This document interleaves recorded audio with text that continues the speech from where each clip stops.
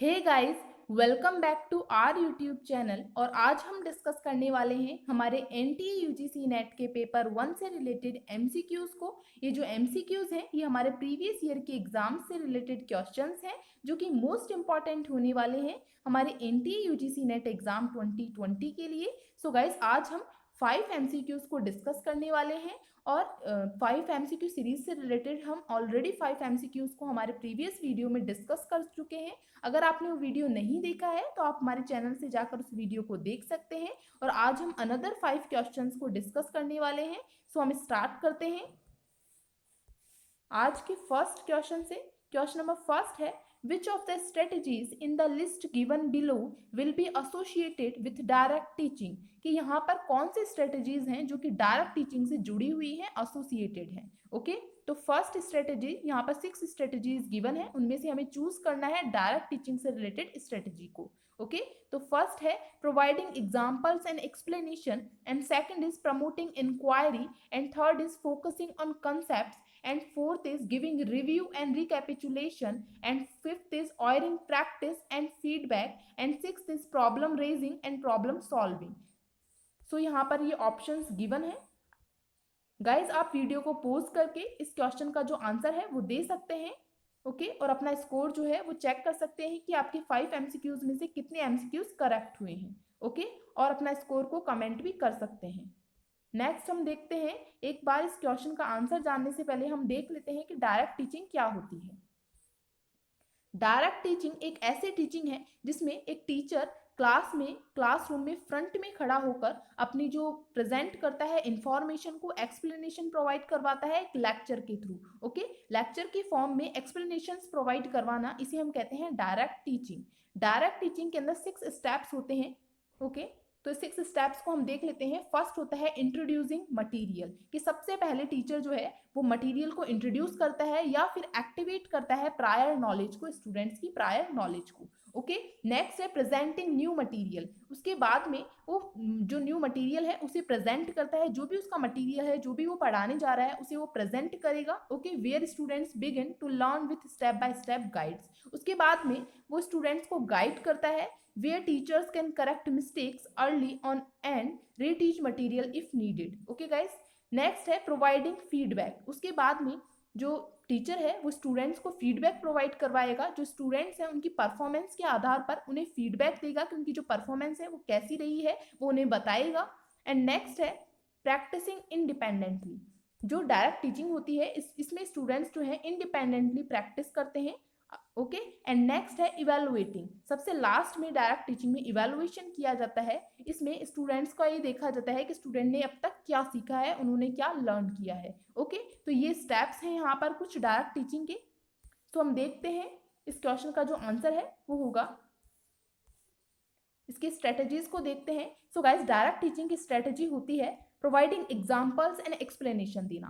Okay, and next है giving review and recapitulation, इसमें reviews दिए जाते हैं टीचर के थ्रू स्टूडेंट्स को। And offering practice and feedback, students की जो परफॉर्मेंस है उनके आधार पर उन्हें प्रोवाइड करवाता है। तो इस क्वेश्चन का जो आंसर होगा वो होगा first, fourth and fifth. Okay guys, इस ऑप्शन नंबर थर्ड। ओके, जो डायरेक्ट टीचिंग होती है उसमें कंसेप्ट्स पर इतना फोकस नहीं किया जाता है और इंक्वायरी को भी प्रमोट नहीं किया जाता है और ये प्रॉब्लम सॉल्विंग नहीं होती है। इसकी जो स्ट्रेटेजी होती है वो यही होती है कि एक्सप्लेनेशन प्रोवाइड करवाना है और स्टूडेंट्स को फीडबैक देना। ओके, तो हम देखते हैं नेक्स्ट जो क्वेश्चन है, question number second. From the list given below, identify those questions which are called process rather than content based questions. So guys, यहाँ पर हमें ऐसे क्वेश्चंस को आइडेंटिफाई करना है जो कि प्रोसेस बेस्ड क्वेश्चंस जिन्हें हम कहते हैं।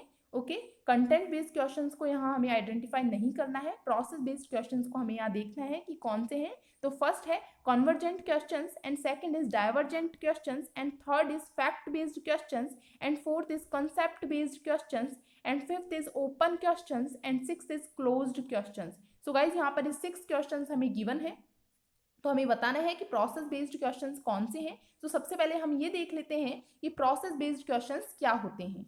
ओके, और कंटेंट बेस्ड क्या होते हैं। So guys process based questions ऐसे क्वेश्चंस हैं वो इस तरीके से डिजाइन किए जाते हैं कि आपकी किसी भी सब्जेक्ट में नॉलेज की जो डेप्थ है उसे टेस्ट करने के लिए ये क्वेश्चंस जो है प्रोसेस क्वेश्चंस डिजाइन किए जाते हैं। ये किसी भी क्वेश्चन का स्पेसिफिक आंसर जो है इनमें नहीं बताया जाता है। प्रोसेस बेस्ड क्वेश्चंस ऐसे क्वेश्चंस होते हैं जिनमें डेप्थ में आंसर जो है बताया जाता है। किसी भी टॉपिक के बारे में इस क्वेश्चन का जो आंसर है वो डेप्थ में दिया जाता है, एक स्पेसिफिक आंसर इनमें नहीं दिया जाता है। यानी कि जैसे कि क्लोज क्वेश्चंस जो होते हैं, क्लोज एंडेड क्वेश्चंस जो होते हैं वो हमारे एमसीक्यू टाइप के जो क्वेश्चंस हैं वो उसमें आते हैं जिनका स्पेसिफिक आंसर होता है। ओके, और प्रोसेस क्वेश्चंस में आते हैं हमारे ओपन एंडेड क्वेश्चंस, यानी कि जिनमें एक स्पेसिफिक आंसर नहीं दिया जाता है। ओके, ये होते हैं हमारे प्रोसेस बेस्ड क्वेश्चंस। ओके, हम देखते हैं इस क्वेश्चन का जो आंसर है वो क्या होगा।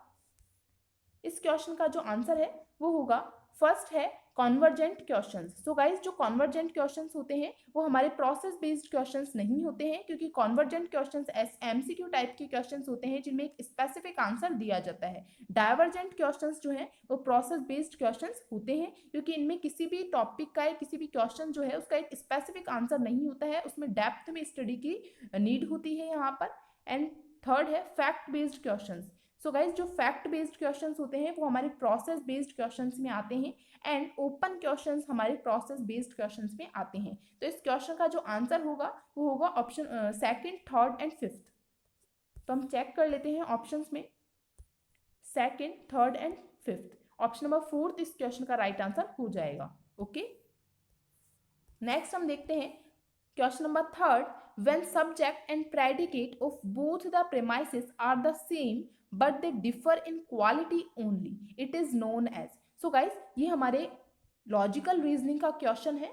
सो गाइज ये जो क्वेश्चन है ये आप अच्छे से कर पाएंगे अगर आपने हमारे लॉजिकल रीजनिंग से रिलेटेड जो वीडियोस हैं उन्हें आपने देखा है। तो हम देखते हैं इस क्वेश्चन का जो आंसर है वो क्या होगा। सबसे पहले ऑप्शंस को देख लेते हैं। ऑप्शन नंबर फर्स्ट है contradictories, and second is contraries, and third is subaltern, and fourth is superaltern। so guys यहाँ फोर्थ जो ऑप्शंस है हमें गिवन है।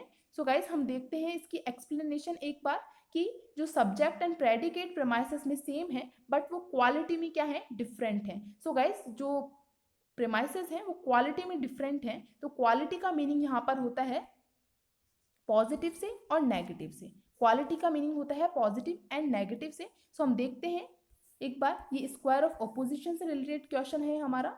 सो गाइज ये है यहाँ पर ए टाइप, इसमें 4 टाइप के प्रीपोजिशंस होते हैं, A type, E type, I type and O type. So guys question में हमें पूछ रहा है कि क्वालिटी में वो डिफरेंट है लेकिन क्वांटिटी में वो डिफरेंट नहीं है, तो ऐसे स्टेटमेंट्स या ऐसे प्रीपोजिशंस को क्या कहेंगे। सो गाइज जो क्वालिटी है, क्वांटिटी का मतलब यहाँ पर ये है, क्वालिटी का मतलब है यहाँ पर पॉजिटिव से और नेगेटिव से। सो गाइज यहाँ पर ए भी पॉजिटिव होता है और ई नेगेटिव होता है, एंड आई पॉजिटिव होता है एंड ओ जो है वो नेगेटिव होता है। यहाँ पर जो रिलेशन है हमें इसमें ए एंड ई के बीच में and I and O type के स्टेटमेंट्स के बीच में हमें देखना है। सो गाइज यहाँ पर जो इस क्वेश्चन का आंसर है वो हो सकता है कॉन्ट्रेरी भी हो सकता है और सब कॉन्ट्रेरी भी हो सकता है। तो हम ऑप्शंस को हम देखते हैं कि हमें क्या क्या ऑप्शंस अवेलेबल है यहाँ पर।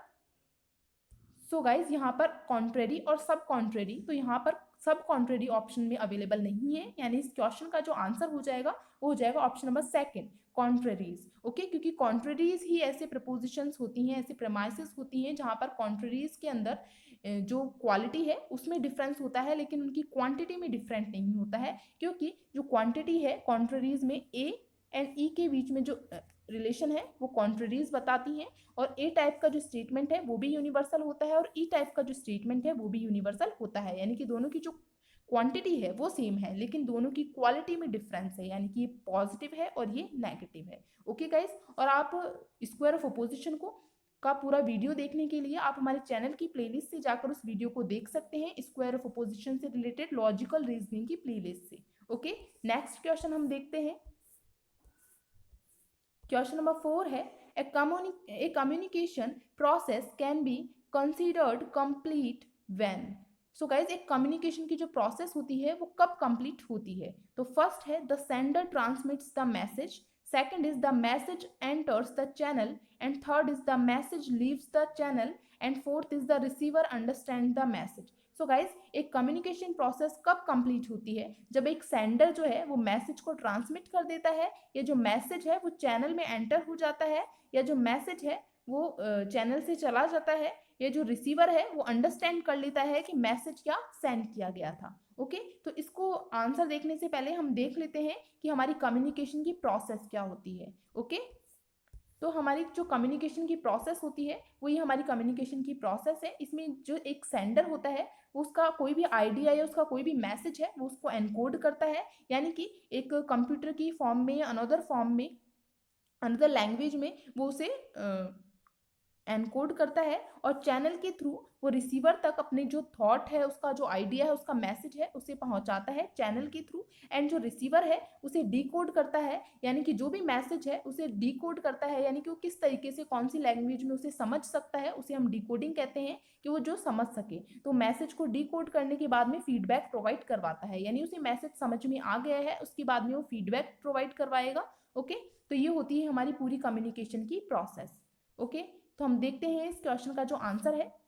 इस क्वेश्चन का आंसर होगा option number 4, the receiver understand the message. क्योंकि कम्युनिकेशन प्रोसेस कब कंप्लीट होती है? जब रिसीवर जो है वो अंडरस्टैंड कर लेता है मैसेज को, कि मैसेज को वो समझ जाता है, तब ही वो फीडबैक प्रोवाइड करवाता है रिसीवर, जो भी मैसेज को जिसने भी सेंड किया है। ओके, तो ये थी कम्युनिकेशन की प्रोसेस। नेक्स्ट हम देखते हैं question number 5, the preposition no red is black is equivalent to which of the following prepositions? So guys यहाँ पर हमें preposition given है no red is black, ये जो preposition है उसके equivalent कौन सा preposition है हमें ये find out करना है। यहाँ पर हमें 4 prepositions given है, तो इनमें से कौन सा preposition है जो कि no red is black, यानी कोई भी red जो है वो black नहीं है, यानी कि ये universal statement है no red is black। तो हम देखते हैं, फर्स्ट है no black is red. So guys ये जो नो ब्लैक इज रेड है, यानी कोई ब्लैक रेड नहीं है, तो ये इसके ही इक्विवेलेंट है, जो हमें प्रपोजिशन गिवन है हमें क्वेश्चन के अंदर, उसके इक्विवेलेंट है ये प्रपोजिशन। तो ये भी इस क्वेश्चन का राइट आंसर होगा। एंड नेक्स्ट है ऑल रेड आर ब्लैक। ये जो प्रपोजिशन है ये कॉन्ट्राडिक्टरी दिख रहा है यहाँ पे इस प्रपोजिशन का, क्योंकि हमें प्रपोजिशन क्वेश्चन में दिया है नो रेड इज ब्लैक, कि कोई भी रेड ब्लैक नहीं है, तो इसके इक्विवेलेंट हमें प्रपोजिशन फाइंड आउट करना है। और ये जो प्रपोजिशन है ऑल रेड आर ब्लैक, कि सभी रेड जो है वो ब्लैक है, तो ये इसका कॉन्ट्राडिक्टरी है, इक्विवेलेंट नहीं है, तो ये इस क्वेश्चन का राइट आंसर नहीं होगा। थर्ड देखते हैं, some red are not black, कि कुछ रेड ब्लैक नहीं है, तो यहाँ पर हमें जो नो रेड इज ब्लैक के इक्विवेलेंट प्रपोजिशन देखना है, कि कोई भी रेड ब्लैक नहीं है, लेकिन यहाँ पर गिवन है कि कुछ रेड ब्लैक नहीं है, तो यहाँ हमें क्वेश्चन ये इसके इक्विवेलेंट नहीं है। ओके, क्योंकि ये सम पर्टिकुलर की बात कर रहा है और हमें क्वेश्चन में यूनिवर्सल दिया गया है। ओके, एंड नेक्स्ट है रेड इज नॉट ब्लैक, कि रेड जो है वो ब्लैक नहीं है। सो गाइज ये भी इस क्वेश्चन का आंसर हो सकता है, क्योंकि रेड भी जो है वो ब्लैक नहीं है, ये इसके इक्विवेलेंट है नो रेड इज ब्लैक के। ओके, तो इस क्वेश्चन का राइट आंसर हो जाएगा फर्स्ट एंड फोर्थ। ओके, तो हम देखते हैं correct option first and fourth कौन से ऑप्शन में गिवन है, ऑप्शन नंबर थर्ड में। ओके, तो इस क्वेश्चन का आंसर हो जाएगा ऑप्शन नंबर थर्ड। सो गाइज ये थी हमारे आज के 5 MCQ सीरीज के 5 MCQs। So guys I hope आप लोगों को ये वीडियो अच्छा लगा होगा और आपको समझ में आया होगा, आपको अलग अलग कंसेप्ट जो हैं वो आप लोगों के क्लियर हुए होंगे। और गाइज अगर आप हमारे चैनल पर नए हैं तो प्लीज़ लाइक और सब्सक्राइब करना ना भूलें। ओके, एंड प्लीज़ अगर आप लोगों को वीडियो अच्छा लगा हो या आप लोगों की कोई भी सजेशन हो तो प्लीज़ कमेंट कर सकते हैं आप। And thank you so much guys.